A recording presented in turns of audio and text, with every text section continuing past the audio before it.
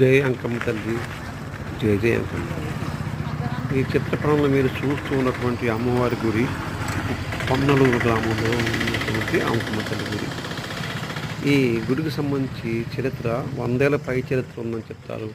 చుట్టుపక్కల గ్రామాల నుంచి అమ్మవారి గుడికి వచ్చేసి వాళ్ళు కోరిక నెరవేరిన తర్వాత అమ్మవారికి మొక్కులు తీర్చుకుంటుంటారు.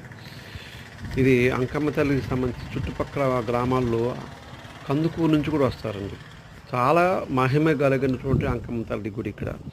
అంకమ్మ తల్లికి సంబంధించి ముఖ్యంగా జనాలు ఏం కోరుకుంటారంటే వ్యాధులు రాకుండా కాపాడమని, పంటలు బాగా పండాలని, వాళ్ళకి ఆదాయం బాగా రావాలని, అలాగే వాళ్ళ పిల్లలు చక్కగా ఉండాలని, ఆరోగ్యాన్ని ప్రసాదించమని కోరుకుంటారు.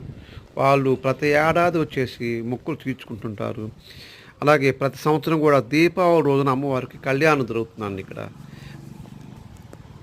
దీపావళి రోజున అమ్మవారికి ఇక్కడ వేడుక జరుగుతుంది, అంటే కళ్యాణం జరుగుతుంది.